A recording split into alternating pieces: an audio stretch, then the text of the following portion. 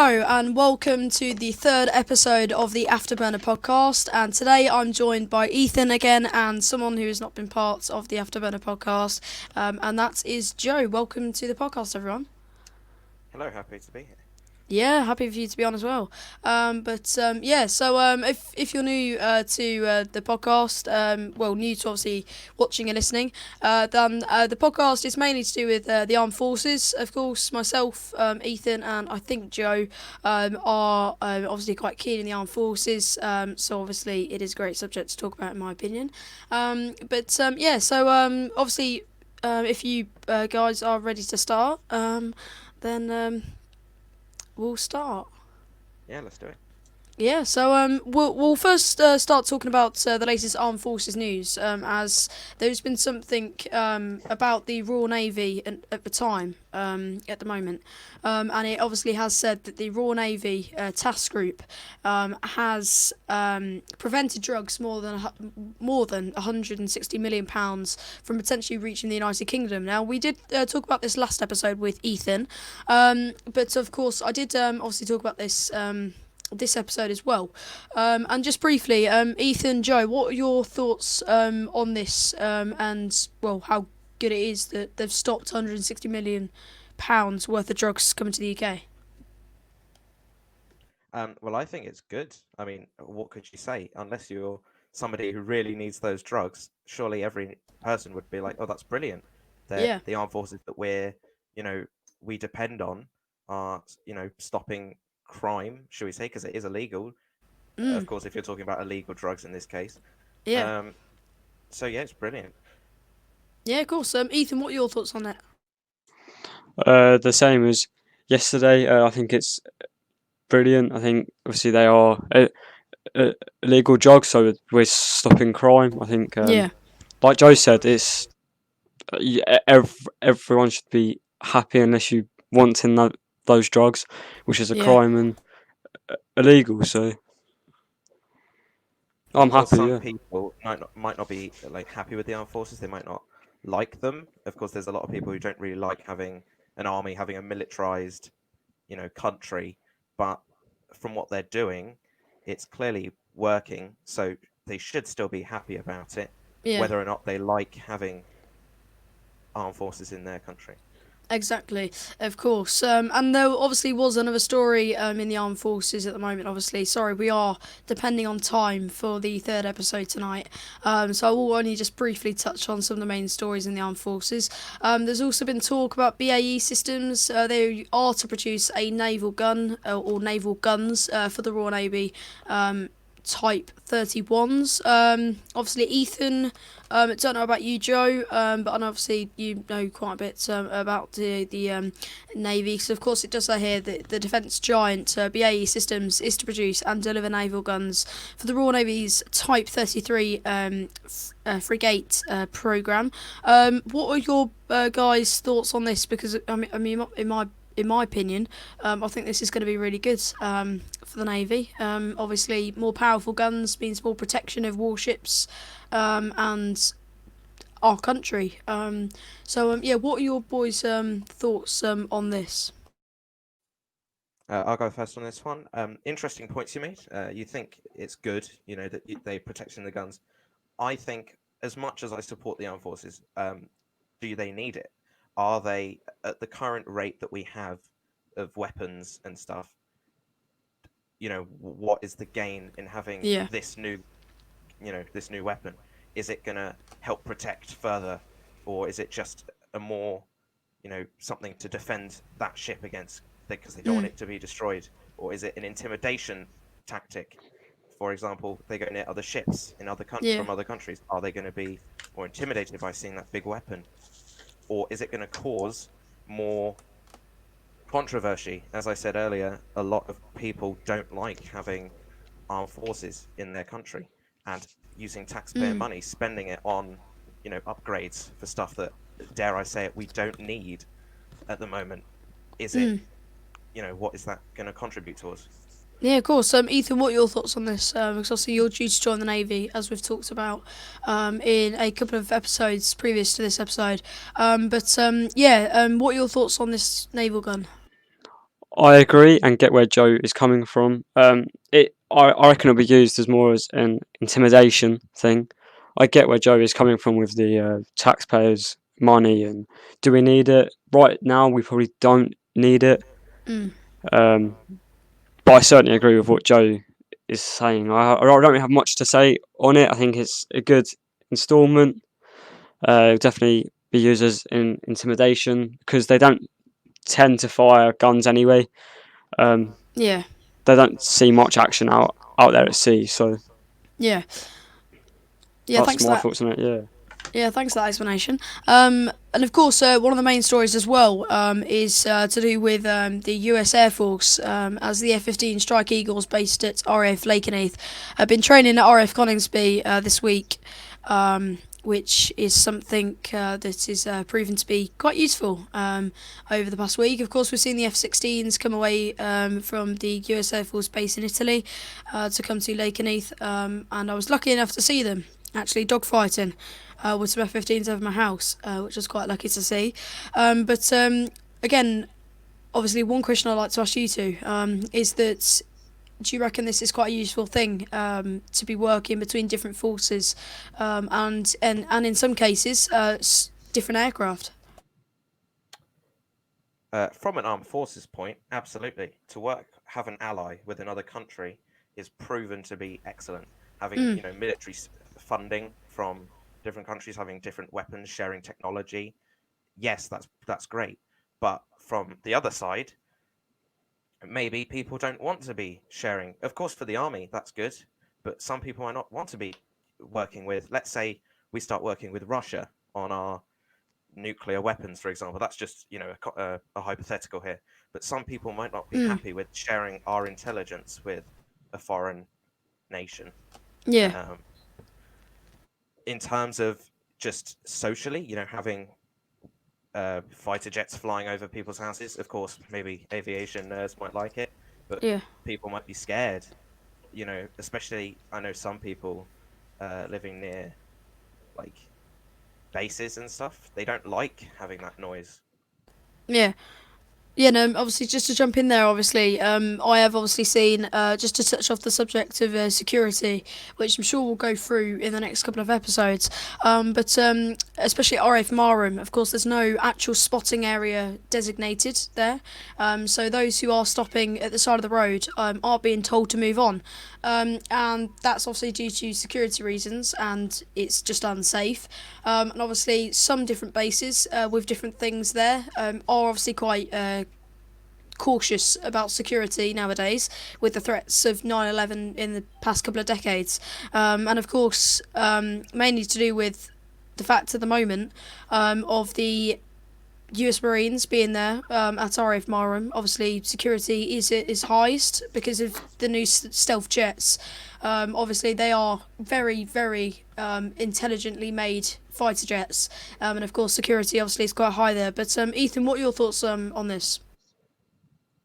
Yes. I think for a force, it's great to be working alongside other forces.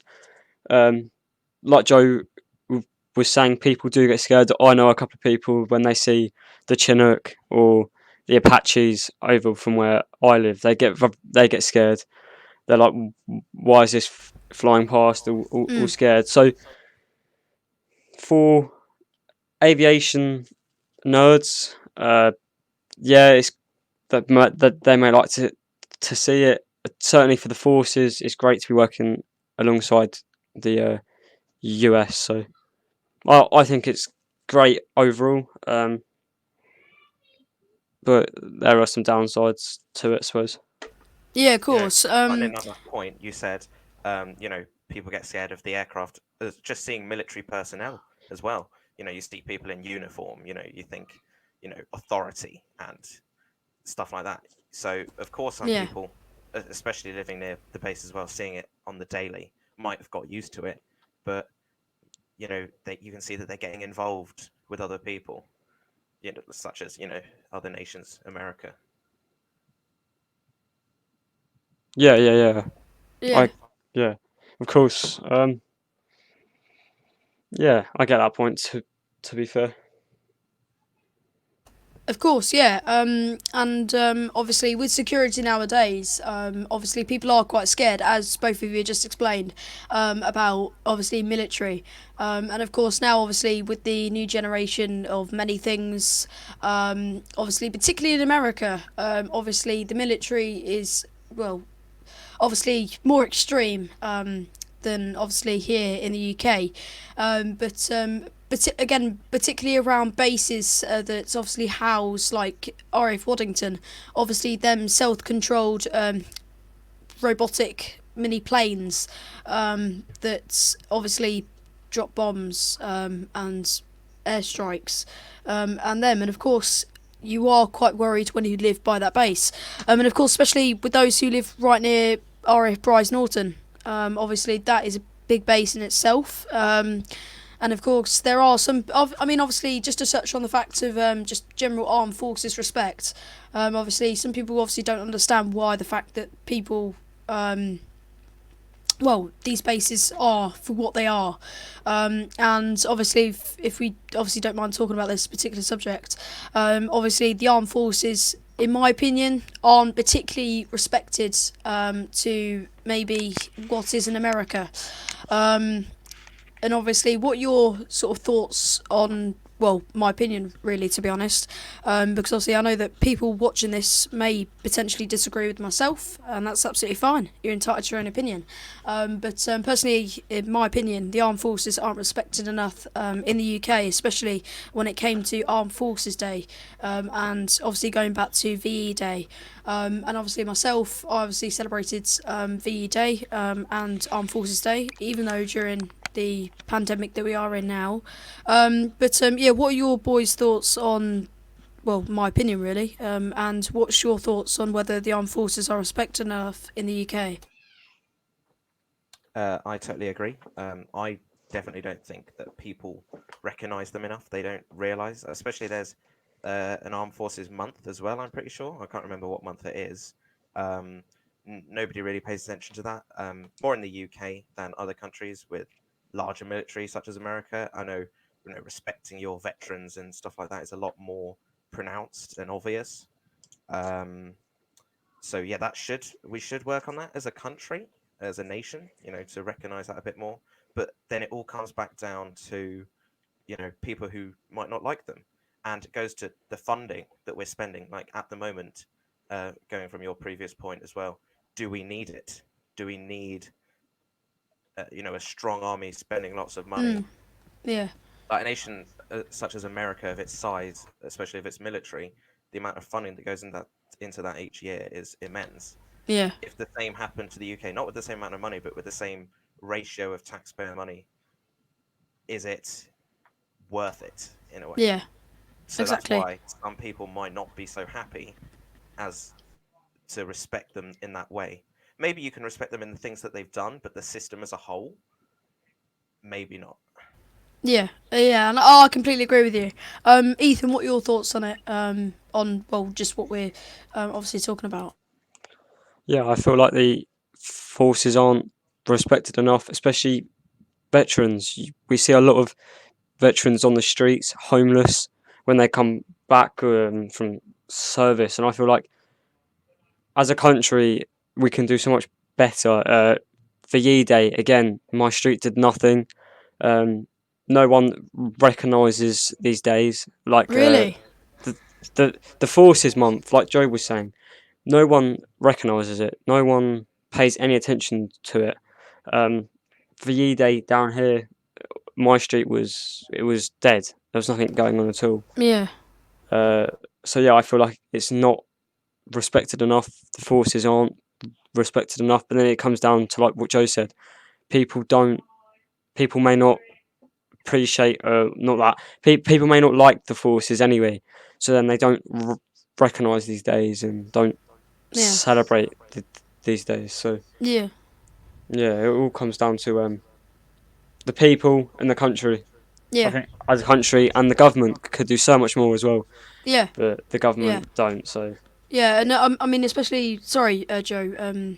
Yes, if I just really quickly might say, obviously, I think mainly to do with the Armed Forces Day. Obviously, there was no celebration between members of the public. It wasn't obviously personally myself. Obviously, I celebrated it, even though. During the global pandemic we are in now, but obviously there was stuff obviously to do with the veterans having their say, and of course the main thing with the red arrows flying past wherever it was this year. It's just it's probably the only military and the only few that celebrate it, and I think it should be a more you know country celebration, if you get what I mean. And I think nowadays people are more concentrated on other things than what really matters. Sorry, Joe. Carry on. What were you going to say? Yeah, no, that's true. I agree with that. And I'm not saying I don't agree with either of your opinions, because I have voiced the same thing. But is it maybe this people aren't celebrating it because they just don't want to, or they don't Yeah. know about it? Maybe, of course, going back to Ethan's point, if the government announced it more, then people would recognize it, because I'm Yeah. sure there are more people that would. But saying, oh, nobody on my street did anything, but couldn't you say that about a lot of things? Like, for example, let's go off like queer month, stuff like that. Not everybody Yeah. is going to have like a gay flag outside their house. And coming from the point, you think, oh, if nobody's put a flag outside their house, that means nobody respects them. But Yeah. that's completely untrue. So A, either people just don't know about it, or B, they don't want to. They just Yeah. couldn't be bothered, or in that sense.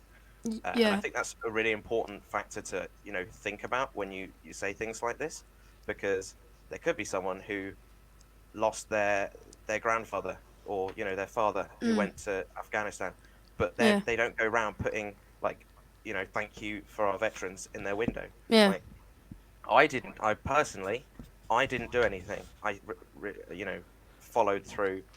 um Mm. I went through with the day. I did the day, V Yeah. Day and stuff like that, but I didn't show it, Yeah. like No. putting Yeah. something, just for example, putting something in my window, or making a social media post about it. So I think Yeah. that's something you should think about. Yeah. But I do Yeah. agree with Yeah. your opinions. Yeah.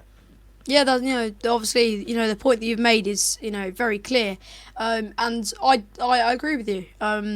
Even though obviously I still think it should be a whole country celebration, and obviously there are obviously aspects, as exactly what you said. People maybe obviously have lost family members but do not want to celebrate it because of the trauma or the grief that they have experienced, and of course you've made that point very clear. Ethan, what are your thoughts on it? Yeah, I get from where I came from may have been the wrong angle. I did not mean it in like a harsh way. Um, No, from where absolutely. Oh yeah. from what Joe was saying, yeah, he cleared it up, and that's what I meant. Yeah. So yeah. Yeah, no, yeah, yeah. I mean, everyone is entitled to their own opinion and everything, so obviously it doesn't really matter whether you obviously think different. But yeah, of course. And obviously that sort of moves us sort of onto something that I did also want to talk about, and that was, of course, this year. Obviously being the 80th anniversary of the Battle of Britain, and of course it was the 80th anniversary of the Battle of Britain. I believe a couple of weeks ago, about 2 to 3 weeks ago. Correct me if I'm wrong, guys. But obviously, due to the coronavirus pandemic, it hasn't obviously been celebrated in the light that probably people would have wanted to celebrate it in. Because of course commemorations for the 80th anniversary of the Battle of Britain are taking place, or did take place online, because of the continuing crisis that we're in. And of course, we also saw the death of Dame Vera Lynn, while she was honoured with a Spitfire fly past before her funeral. And obviously, this is also another thing. Obviously, it is quite a touchy subject, what we obviously have been talking about just a moment ago. And obviously, do tell me whether you obviously don't want to continue talking about it, and I'll be absolutely fine with it. But obviously, was the 80th anniversary of the Battle of Britain celebrated enough? Obviously, there's no right or wrong answer. What do you guys think? Yes, it was, and the reason I say that is because, of course, we couldn't do as many celebrations all year for other days as well. This isn't just, you know, the armed forces, days Yeah. such as D-Day or Battle of Britain celebration. We couldn't do, but I think Yeah. maybe we could have done more, sure. But in terms of people knowing about it and recognizing it, we definitely did, because the Battle of Britain, World War II, is a lot more nationwide. It's a lot more known. World War II is very prominent. Still, um, 80 years on, and Yeah. people do know about it, and it's not come to a time where you can make jokes about it. For example, like you Yeah. could sort of make jokes about the Black Death, for example. Yeah. Maybe some people wouldn't like it, but you could, putting it, at a Yeah, standpoint of from course. there, people might be able to make jokes about it. But if you try to joke about 9/11, absolutely not. That's not acceptable, and Yeah. that might be why, you know, people don't celebrate it as much as well. Yeah. But they might feel it as a touchy subject that they don't really want to participate on. But nationwide, yeah, I think we have, done enough in terms of people celebrate. Maybe not, the government, but people knowing about it and celebrating it, definitely. Of course, yeah. Ethan, what are your thoughts on it? My thoughts, obviously, a lot of days have been cancelled. A lot of different celebrations have been cancelled. So Yeah. yes, we did do it enough. We did enough. I feel. But coming from where Joe was saying, it's well more known. Yeah. So I feel like we did do enough. Yeah. Would have been nice to send the Spitfires fly, but they got cancelled. So Of course. Yeah. yeah, And yeah, of course, it is a shame this year how it has been obviously fatally terminated. And sort of cancelled in a way, because obviously it is a yearly thing. It's not every 10 years we celebrate it, and obviously it's every year, and of course it obviously isn't the greatest of years at all, really, with the ongoing pandemic that we're still trying to fight off, even though of worries of a second spike. And obviously, I'm sure next episode we can talk about the effects of the coronavirus pandemic. And of course, if you guys listening or watching, or even Joe or Ethan would like to think about something to talk about next episode, then of course most of our social media accounts are listed below right now. So of course, make sure you just go and check them out. But yeah, of course, it is a shame that it's been obviously cancelled this year. And yeah, is there anything you two would like to end on, or just add? I'll add on your last point there. Just Yeah, with the coronavirus and stuff. Um, any celebration, if you think about it, is it worth it? Is it more important? Would you rather have a huge gathering of 5,000 people to celebrate World War II, or just celebrate it online but stop the spread of a huge, virus? Is it of what, course. So I think in that term as well, maybe the reason people haven't been celebrating it is because they don't have the facilities. They Yeah, might not have a phone. There might be some, older people. They don't know how technology works. They can't really be going on their Instagram accounts and posting about it. yeah, So it doesn't work like that of in that way. course. But Yeah. totally coming from that point, it's agreed. We can't do a lot of things right now, No, yeah, we can't. believe it or not. And I think once this is all over, I think there'll be a lot more. Well, there will be a lot more, gatherings and celebrations, but a lot more, recognition towards these kind of days. Yeah, of course. Would you like to add anything, Ethan, before we start wrapping the third episode up? no, everything's been said, so I'm happy to move on. Of course, yeah. Thank you ever so much, though, for joining tonight, Joe. Ethan, it's always been a pleasure having you on. It's been very good. And enjoyable from a presenting perspective. And of course, guys, for those who have been watching or for yourself, Joe, and yourself, Ethan. Obviously, if there is anything you would like to talk about in the next upcoming episodes, then of course social media accounts are listed below, which is the little thing going round and round. And of course, on the description of these videos, I will leave all of our social media accounts down below. So if you do miss it, then of course you can just go and check it out down below. But yeah, thank you ever so much for listening. Episode 3 of the Afterburner podcast. We will be back very soon for the 4th episode. And thank you very much, Joe and Ethan, for joining us for the 3rd episode of the Afterburner podcast. No problem. Thanks for watching. See you guys soon. Thanks a lot. Yeah, thank you very much, guys. Stay safe, and we'll see you in episode 3 of the Afterburner podcast coming very soon. Stay safe, guys, and we'll see you in the next episode.